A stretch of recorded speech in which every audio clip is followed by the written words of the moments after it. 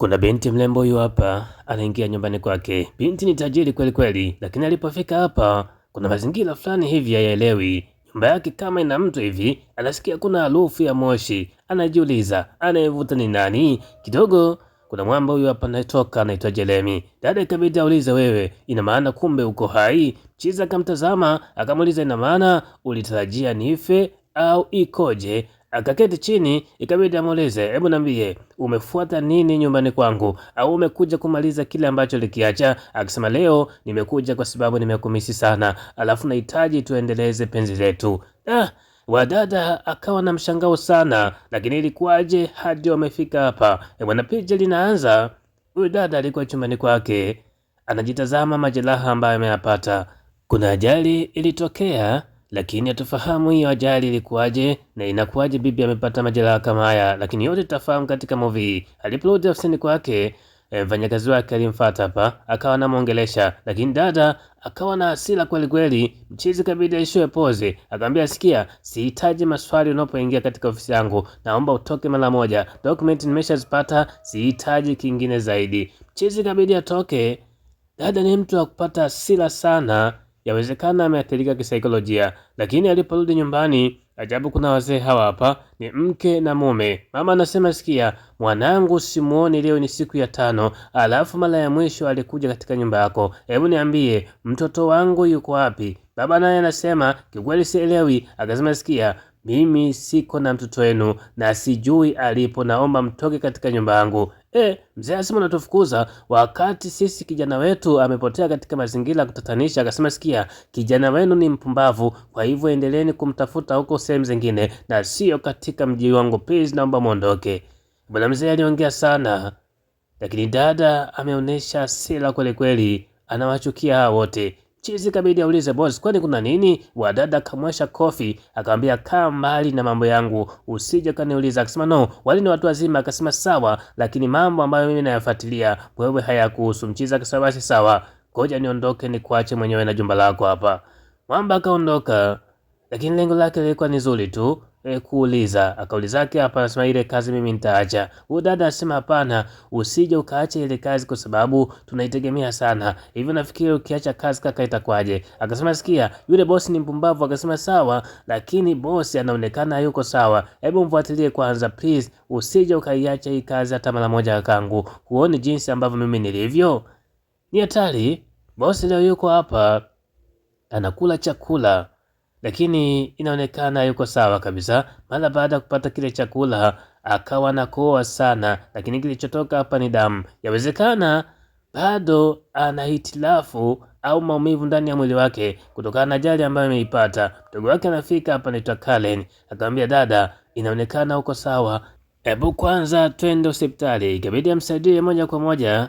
Akamfikisha hapa, akamuuliza, dada yangu, hebu niambie kuna nini ambacho kinaendelea katika akili yako? Bado unamwaza Jeremy, mwanamume ambaye amekuumiza, au kuna kitu kingine? Asema, kiukweli siko sawa, kadri ninavyomkumbuka napata hasira kali sana ambazo nashindwa kujizuia. Leo chizi yuko hapa, huyu mwamba anaitwa Toby, ndio mfanyakazi wa bibi hapa. Dada na pesa anatoka zake hapa, ikabidi ampokee. Bwana, aliposhika begi yake dada akampiga, akamwambia, sikia, nimesema sihitaji ukaribu na mwanamume, naomba utoke. Kasa bosi, mimi niko hapa na kusaidia, sasa kwa nini nisikupokee vitu vidogo kama hivi?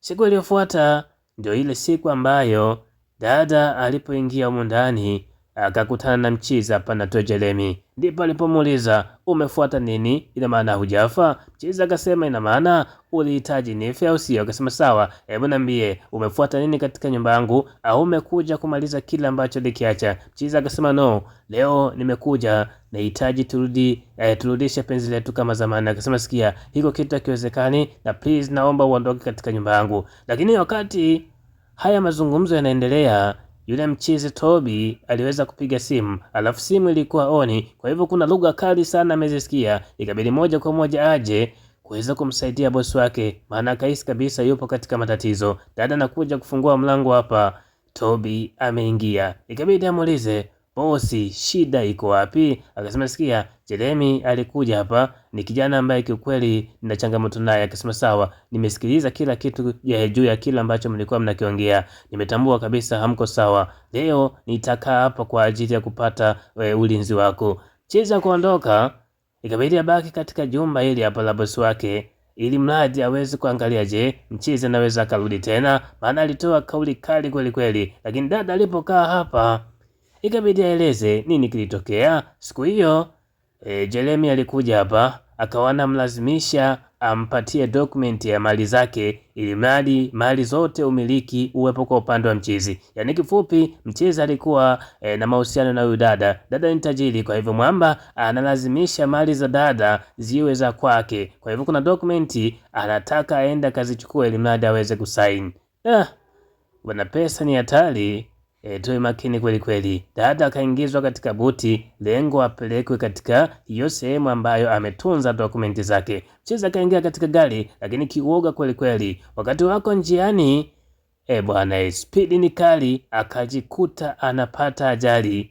Ajali hiyo ndiyo ambayo imepelekea dada aweze kupata majeraha. Akamwambia ndio hivyo. Kwa hivyo Jeremy hadi sasa bado ananitafuta. Majeraha ambayo nimepata ni haya hapa. Bwana Mchizi Toby anatazama jinsi dada ambavyo ameumia, akisema kiukweli ni mwanamume ambaye namchukia katika maisha yangu, yaani haijawahi kutokea. Akasema sawa, lakini huyo mtu bado inaonekana ana tamaa kutokana na kile ambacho amekifanya. Akisema ndio hivyo, yaani sijui nitafanyaje.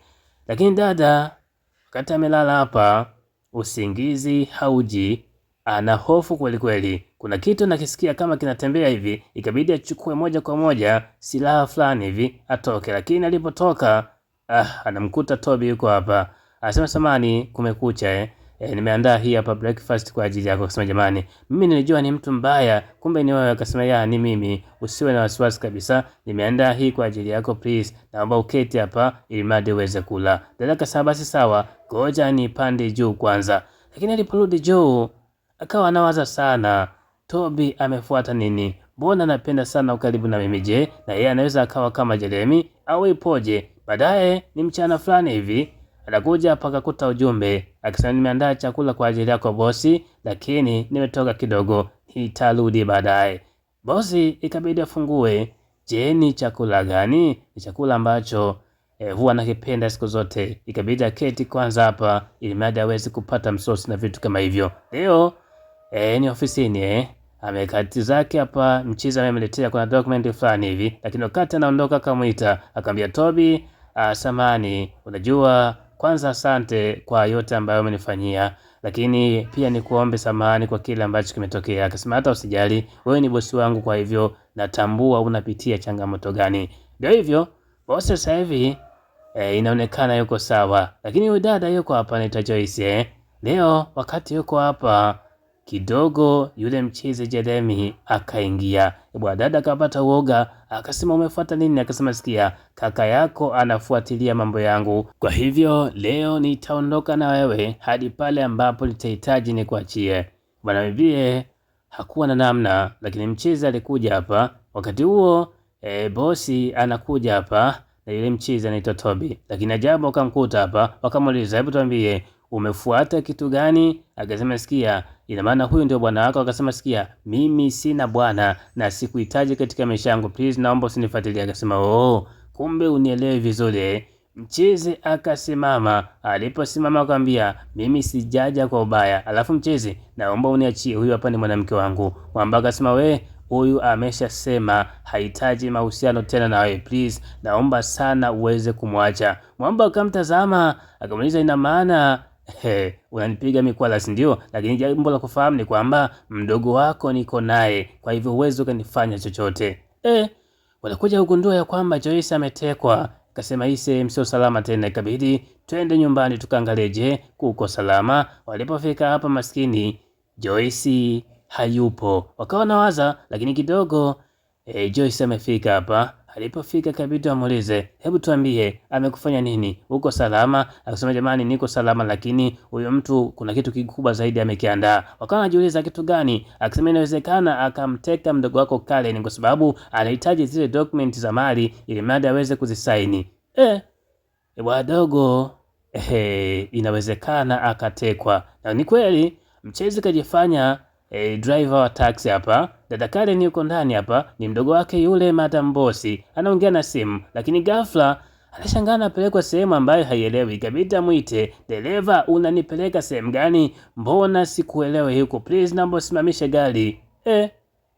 Dereva akasimamisha katika maeneo ambayo anahitaji. Bwana, ile kugeuka, dada nauliza, we ni Jeremy? Akasema ndiyo, ni mimi. Dada akachukua perfume fulani hivi akampulizia usoni. Mwisho wa siku akapata nafasi ya kuweza kutoka hapa. Bwana, huyu mchizi tamaa zake zitamponza. Wacha tuone. Dada amefika hapa, anasema ni yeye Jeremy. Akasema sasa anahitaji kitu gani? Anasema anahitaji dokumenti zile ambazo alikuwa anazitaka siku zote ili mradi aweze kusaini. Akasema no, haiwezekani akazipata hizo mali hata siku moja. Lakini baadaye mchizi Toby alifika hapa kuongea na Madam wake Bosi, lakini wakati anaongea mchizi kuna kitu fulani hapa anakigundua. Ni kitu gani? Ila anatazama hivi kuna kinasa sauti kilikuwa kiko hapa. Ikabidi amtulize bosi wake kwanza, akamwambia sikia, kuna kitu kiko hapa. Ikabidi akivunje kile kitu. Dada akawa anashangaa, hiki ni kinini? Akamwambia sikia, hiki ni kinasa sauti ambacho Jeremy aliacha hapa ili mradi kila kitu ambacho tutaongea yeye aweze kukisikia. Na ni kweli mjezi uko nje hapa alikuwa anasikiliza kila kitu, lakini mwisho wa siku anashangaa mawasiliano yamekata. Anajiuliza ikoje. Baadaye dada yuko ndani anawaza kweli kweli, anajiuliza haya maisha yatakuwaje? Ana pesa lakini amani inaanza kutoweka kwa sababu ya mtu mmoja. Ikabidi aje hapa. Toby alikuwa amelala zake hapa. Alipofika akasema sikia, niko huko juu lakini naona siko na amani kabisa, please. Je, tunaweza tukalala wote? Akasema haina shida. Kama vipi tunaweza tukalala hapa alafu mimi nikawa karibu yako. Dada akasogea karibu kama hivi.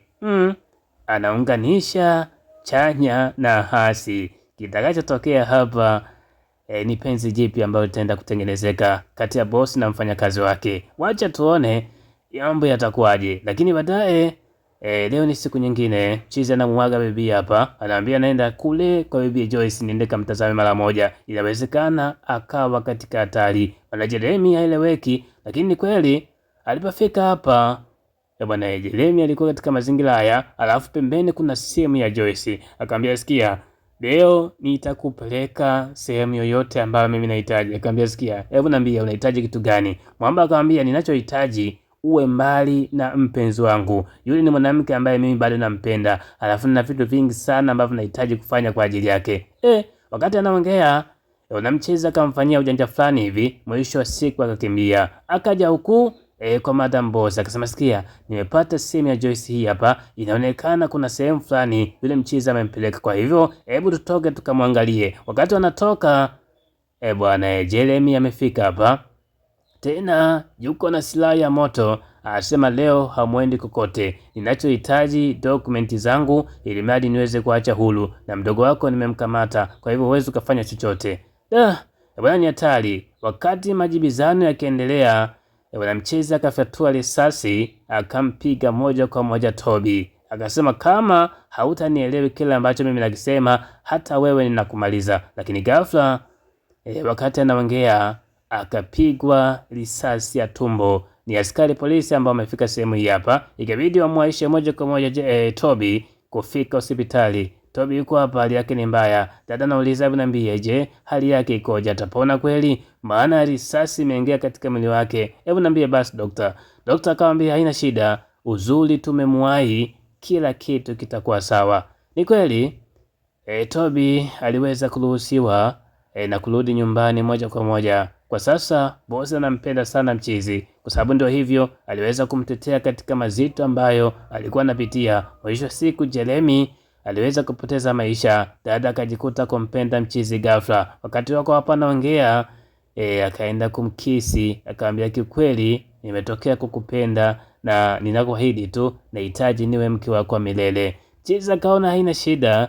Ndio mwanzo wa kuanzisha mahusiano na penzi jipya kati ya mfanyakazi na bosi. Bwana, movie yetu inaishia hapa, lakini mwisho wa movie hii basi na imani kuna funzo kubwa sana utakuwa umenipata. Funzo la kwanza, sio kila ambaye anakuja kwako ana lengo jema. Unaweza ukamchukulia huyo kama mpenzi, kumbe ndani yake mwenzio amefuata mali na vitu kama hivyo. Kwa hivyo lazima tuwe makini. Lakini je, kwa wewe ambaye umetazama movie hii kuanzia mwanzo hadi hapa mwisho tunaikamilisha, umejifunza kitu gani? Weka comment hapo chini kisha subscribe. Tukutane katika movie ijayo.